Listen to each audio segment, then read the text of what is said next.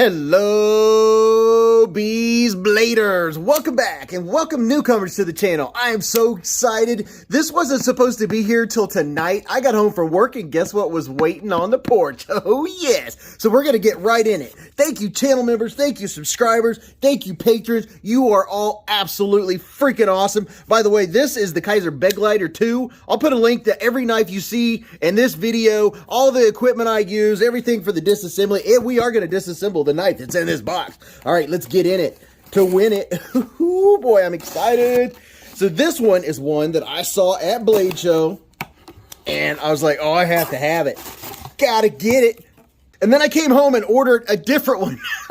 And then I was like, oh, I really want that one. And then a bunch of people were like, are you gonna show that one? And I was like, so I had to order it for me and for you guys. So I'm gonna share it. Let's get in here right now without tearing up the box. And do you know what it is? It's the Hic-Cup. Oh, yes. This is the one with the removable thumb studs I got to check out while I was at the show. And look at here. Look at there. So I don't know if this is an extra. Oh, no. So there's the thumb stud. I'll show you. We'll put the thumb stud on there and take it off. And we're going to disassemble this knife too. So you can see what it looks like on the inside and see if I screw up while I'm taking it apart or not. Boom. There you go. Would you look at it? Just look at it. So that is very unique. This is the Richlite scales. It's a form of, what do you call it? Micarta. It's like a paper micarta. It's kind of black, but it's also kind of gray. I really like the looks of it. So this is where that thumb stud's going to go. Now the other version, which is kind of the greenish micarta, I think it's kind of like, it's going to look like that. Something around there. That one doesn't have the removable section, so you won't have that little circle. So you'll have choices, and I'll put a picture up here so you can see what it is. So here is this side of this button lock, and here's the top. Ooh yeah, look, it's so shiny. Oh my gosh, I need more coffee. And oh yes, it's reversible. Man, KIZER is kicking booty. We have a reversible pocket clip. I already know this goes, I know they're clips. They're very strong clips, easy in and out of the pocket. So that is a win-win. No mushrooms growing in the shade, no screws sticking out. It would be a little nicer if it was inset into the micarta, but you know what? It's not too bad. There's plenty of room in there. And take a look at those liners. They sit proud just a little bit. You get that shadow box look. I love it. I love when they do that. And this, man, this is a good looking knife. Let me take you all the way around because we'll probably never get to these sides of the knife. Oh, yes. I forgot or I don't remember. Look how far out they went with the jimping. I say if you're going to give me jimping, don't do it out to here. Take it all the way, baby. All right, you ready to get in here and get a look and see what this blade looks like? Let's do it. And pow, right in the kisser. Ooh, yeah, look at that. Love that blade shape. It's, you know, it's drop pointy, but also kind of spear pointy. I don't know. Let me know. What do you think? Is that spear point or is that a drop point? I'm saying spear. So here's a look at the blade. Let's get up here and take a nice close look. The Hic-Cup, not the Hiccup, the Hic-Cup. So really nice. I like those lines. Really nice and clean looking. And let's take a look. Can we see? There is your Azo design. Very, very nice. And it's model V3606C2. And how about this side? I love this swedge. It's not a heavy duty swedge, but man, I love this blade shape. Oh, I cannot wait to use this knife. There's your KIZER logo and 154 cm, baby. That's what I'm talking about. And there's your button, and the button stands proud. It's very proud. And it has a little bit of, what do you call that? A little fraggish going on. Can you see it? Can you see it? Ooh, very nice. I think I'm going to like this one. Now, before I forget, let me get some texture vision going here. So as far as texture, there's not much texture at all. It's kind of semi-smooth. It's pretty smooth. But, you know, it does kind of have like a paperish feel. I don't know how to describe it. But it is called paper micarta. Well, it's called Richlite. And I know that's a form of paper micarta. But there's an up-close look, and it looks really nice. And you know what? Let's see if it'll cut paper. And you know, because it's so important whether it cuts paper or not. Oh, yes, there it is. Super sharp. Love it. All right, let's take a stab at the weight. You know what? It's pretty light. It is very light. I'm going to go, it's right around the 3 mark. I'm going to go with 3 even, and it is 3.17. Man, that was pretty close. 3.17 ounces. Let's do the specs in less than 60 seconds. Are you ready? Go. So your total length, 7.31 inches. You have I'm calling it a spear point blade. You have 154 cm blade steel with the satin finish. Your total blade length, 3.17 inches. Your sharpened blade length, 3.07 inches. Your blade width is 0.96 inches. And your blade stock is 112 thousandths of an inch. Thickness behind the edge was pretty much around 20 thousandths of an inch up and down. And your handle material is a rich light. And your close length from tip to tip is 4.19 inches. Your handle width 0.90 inches, and your close width 1.23 inches is the widest point. Your handle thickness is a 1/2 inch on the nose. Your ceramic ball bearings in the pivot. It's a button lock, and you have a T8 and a T6, and your model number is V3606C2, and this is an Azo design. Well, that was fun. If the light just changed, it's because I just had to reset everything. I thought the storm was way past, but all the lights just went out. The house shook, and I was standing here in the basement in the dark. And I was like, okay, let's wait it out. They came back on, and then went back out again. But now they're back, and we're back. So let's do some quick size comparisons, and then we'll get to the fun stuff. We'll put that thumb stud on here, take it apart, and all that good stuff. So that was fun. I was like, where's my flashlight? Okay, here's the QSP Penguin on my right. So it's looks just about the same width as the Penguin, and I'm going to throw some up here, and give you guys a quick look at the size of this knife. When I do my size comparisons, I try to put some up here that are pretty popular. I know a bunch of you got the Citivian ST126, and then you know what this one is, the Spyderco Tenacious. So as far as handle length, a little bit less than both of these. Blade length, just a tad shy. Let's see if we can narrow it down. Here's the Petrified Fish Beluga and the Spyderco Delica 4. Now we're in the territory. So handle-wise, you have more handle width, or more handle than the what do you call that? The mini Beluga. Oh boy, that was fun. Walking around in the dark for a minute. And then the Delica 4 is about the same. You have more blade length than both of those. Here's a couple other button locks, the Civivi Conspirator, and then you guys know what this one is, right? The KIZER Assassin. Now these are two. I was wondering what the differences were gonna be.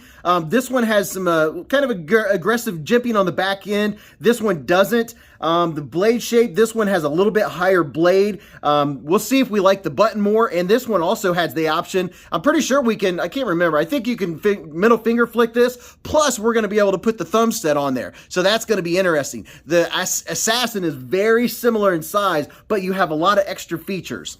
And last but not least, the QSP Penguin and the Civivi Elementum. So if you have these two are super popular. Hopefully you have one of these. It'll give you a really good idea of the size. A little bit more handle, a little more blade than both of those. We already checked out the finish. As far as fit, let's see. Left and right, 1 out of 100. I would say 1. There's something slightly detectable, but that could be just me tighten it up a little bit. Up and down, 0. No blade rock. And speaking of lock, look at here. You cannot see the lock. It is totally internal. That is going to be neat to look at here in just a minute when we take it apart. So I can't even tell you what the lockup is because you can't see it. How about the centering? Centering is perfect. It is spot on. All right, let's check out the action before we put the thumb stud on. So here's your push button. Ping. Pow. Oh, yeah, look at that. The button lock action and the sound. Oh, my goodness. I love these button locks. Here is the light switch. So there you go. Can we use our thumb? Yes. So far, we've got 2 up here. We've got our thumb. How about reverse flick? Pow, right in the kisser. Oh, yeah. And, oh, man, it's smooth. You can use the button. And it has a pretty good detent. You know, as far as button locks go, it has a pretty good detent. It's holding it in there. Very nice. I like the action on this thing. Nice, strong flip. Flicking and flipping. How about left-handed? Very nice. Now, left-handed on the grip. I get asked this a lot. So it's easy to operate left-handed, and holding it left-handed, my button is not touching the hand. See there? So gripping it, I don't see where you're going to be able to push it, because you know, if you choke up here, that'd be kind of a weird way to hold it. So your button is free and clear of your hand, and I'm really choked up as far as I can get, and I'm not on it. I don't see accident. I'm holding it for safety. I don't see, I'm not gripping it. I'm not able to push the button. So left-handed, you are good to go. Now, ergos, my hand's 4 inches from here to here, 3.5 from here to here, and from the bottom of my palm to the tip of my middle finger, 7.25. Let's see how it feels. Oh yeah, no problems at all. No problems from that pocket clip. I can feel it. It's telling me it's there, but it is not a hot spot whatsoever. Giving it the old bee squeeze. No issues with that. And oh yeah, look at that. Check out the jimping. It is super comfortable. I wouldn't mind if it was a tad deeper, but it grabs my thumb very well. And something that I really appreciate. Thank you, Kizer. They are dialing some stuff in here. Usually when I put my thumb out here, I'm barely touching the jimping. But look how far the jimping goes out. That's what I always say. If you're going to put some jimping on there, put it out to here or don't put it at all. Look at that. Nice. And the classic grip, that's very comfortable. And oh yeah, the tip is down low enough where you could do utility cutting. This is a nice, lightweight, everyday carry size knife. The action is superb. Let's put that thumb stud on there. So here's what your thumb stud looks like. It is a T8 on one side and the other side is smooth. So I'm going to put the smooth side on the side that I'll be probably most likely flipping from. So all you do is just slip it through. It looks like a pretty simple process. Let's see how simple it is. If I get my fingers in there. Oh yeah, all right. And I just have a T8 out here, so I'm just going to do a little bit of the old spinny spin. Let's be careful, not cut ourselves. Don't cut yourself. Let's see, what's going on? It's not wanting to move, so it's locked into place. I'm not sure what's going on. Let me check this out. All right, I had to wiggle it loose, but I figured I should zoom in too so you can see what I'm doing. So I'm going to put the T8 on this side, and then I'm going to do it closed because I don't want to cut myself. I don't think anybody wants to cut themselves. You know, this is kind of an awkward deal going on here. Let's see. It'll probably help you by me showing you. Okay, so I'm going to put this in. See there? That's going to fit in here, and it's going to hold itself still. That's how you do it. So put that side in first, then get this side started. All right, all right. So I'll make the mistakes. That way you don't have to, right? And if I can find the hole, can I find the hole? There, there we go. I did it. I found it. Found it.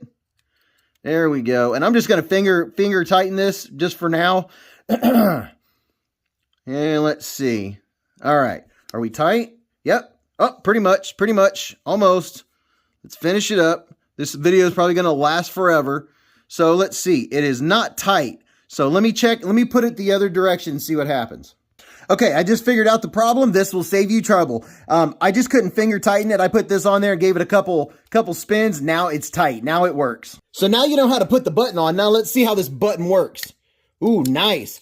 Ooh, yes. And check this out. So the reverse flick works great. It just nestles your finger in there. So you can still do the reverse flick without having to use the thumb stud. Very interesting. So this gives you the best of both worlds. You have the I'm going to leave it on there. You have the thumb stud and the middle finger flick, and you don't have to get up under the thumb stud. You can still use the hole. Very nice. So I'm impressed. So you know what? We're running out of time. Let's go ahead and take this thing apart, and we'll come back and talk about it. You want to talk about it? All right, I have you zoomed in so you can see what's happening here. I'm going to go from the button side, and we have a T8. I'm going to use a T8. Get in right in here. Get in it to win it because I fiddled around a little bit with that that button, or not button, the thumb stud. But I like it. I think I want to leave it on because it gives me more options. More options is what I'm all about. There's your T8, and there is a little bit of thread locker on there.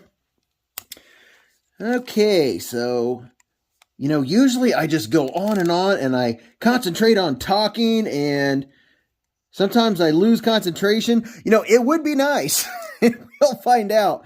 It would be nice if we could do this one without the spring flying somewhere or anything happening. So I'm going to open it so there's no pressure. No pressure whatsoever. And you know what? Let's go ahead and turn it up one more notch for you. There we go. There we go. There's your scale, which is super light. And, oh, okay. It has some kind of little metal insert right there. Oh, yep, it comes out. So it has that little spacer doodad. That's pretty cool. All right, I'm going to put that back in there so we don't lose it. And I know you guys you'll keep track if a screw goes rolling across the screen.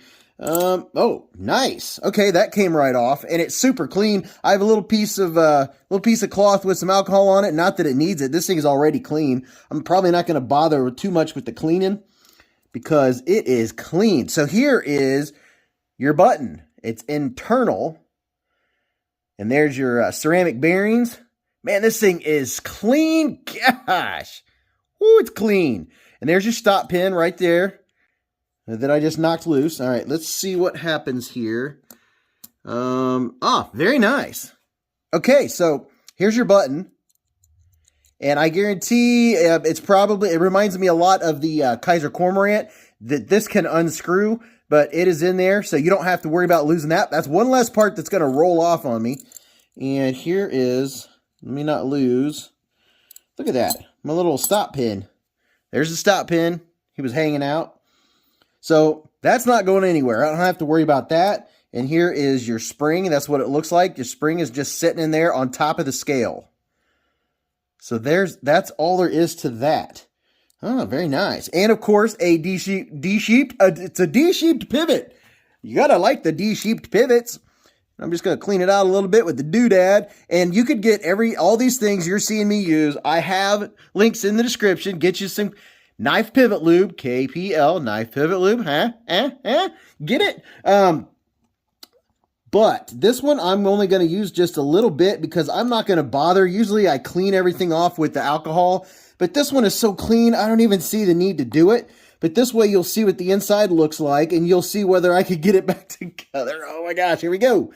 So it doesn't look that bad. Here's the, I don't know if I'll have to re-put this, what do you call it, stop pin back in or not. Maybe. Let's find out. So there's a little notch right here. See this little bump? That's where I'm going to put the button to put it back where it goes. And I'm seeing this has a nice sharpening choil. My, what a nice sharpening choil you have there. So I'm just trying to get it lined up with the hole. You know, you got to have it lined up with the hole. So I have it lined up, and then, let's see. Okay, there we go. There we go. So now, I was going to try to pick it up without it doing that so I can see. So I'm pushing the blade all the way down, and then I'm going to the side a little bit, and it's locking everything in. Let me see if I can just keep it held like this to show you. There we go. So there I have it locked in, and I'm just kind of keeping it just, and my pin, my stop pin, let me grab something. Little dude came out. Let's put him back in there. There we go. All right, so I got the stop pin back where it goes. Everything is allegedly, supposedly, how it's going to... Oh, let me go back on screen. There you go. So it's... Okay. All right. Okay. Everything feels clickety-click back together. No, it doesn't. No, it doesn't. Look at here. Look at here. I know you guys saw it. I know you were tracking it. Oh, my goodness. I almost put this thing back together without one of the ceramic bearings. Oh, my goodness. I caught it, though. I caught it. Aren't you proud of me? Aren't you proud? Okay, I'm going to stand that spring up and see if we can get this dude back on there. See if we can get her lined up. There we go. I am so glad I saw that. I would have been trying to put this back together and trying to figure out what in the world the problem is. I'd be like, why won't it center? I just don't understand. I just don't understand.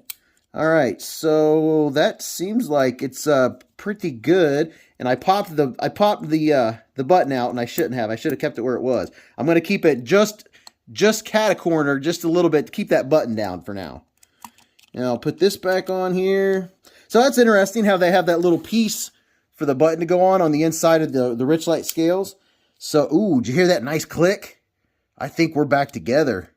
Yes, very nice. Okay, so success so far. Unless I forgot something that you guys saw go rolling down the side of the hill. But I know you all enjoy it. There's a lot of you that hang out for, you're drinking your coffee in the morning with Beez, or you're on your way to work, Hopefully you're not watching while you're driving. I know I watch YouTube knife videos, or I mean, I listen to them while I'm driving. I just have it sitting over in the cup holder or whatever. And then I can always watch parts of it later. But yeah, so 3 screws, 2 T6s and a T8. And you saw what the inside looks like. Not too bad, not too shabby. Let's see. I already have it solid. Okay, I have it a little tight. I'm going to loosen it up just a wee bit. And don't forget to join us Friday night, Beez Blades, live at the Hive. Oh, right. Okay, I know I'm zoomed way in there. But, all right, are we centered? We are centered. Let's go back to the big screen. And we're back. So that was a fun adventure. When I go upstairs, I'm going to have to reset all the clocks in the oven and the stove and the alarm clock and all that fun stuff. So that'll be fun. But hey, you guys got to experience kind of it with me, even though you didn't know what happened. But what do I think about this knife? It's fidget. It is a fidget machine. I like it. I like all the options. Oh my goodness. I'm going to fidget the holy heck out of this thing. And I'm not trying to drive you nuts. Some of you folks, you know, some people watching, you're like, why did you have to do that so many times? Because I can't help it. But here's your sharpening choil. Look at that beauty. You're going to be able to sharpen this quite a bit. And I mean, your plunge grind's right up here, but you have a lot of blade to get through before you ever get up there. So I appreciate that. It has good ergos. It's very comfortable. I'm going to be able to use this for all the cutting that I like. Regular, utility. I like it. I don't have any hot spots. The jimping, oh man, they nailed it. I would say if I have to have a nitpick, the jimping just a little bit deeper, but it has a very good grip. It's not aggressive. What can I say? This thing is a home run. This knife is a home run. It's going to be worth every penny. And I don't know if I didn't tell you, the Hic-Cup with my discount code is going to run around $73. And there's 2 different versions. So tell me what you guys think. Tell me what you gals think. Did you have fun? Did you enjoy yourself? Did you drink your Pepsi? Did you drink your coffee? Did you eat dinner? Just tell me what you're thinking. Tell me what you think about this knife. Do you like it? What do you think? You going to get one? But until I talk to you again or see you in the live streams, remember, live life in the present, keep a Band-Aid handy, and don't cut yourself.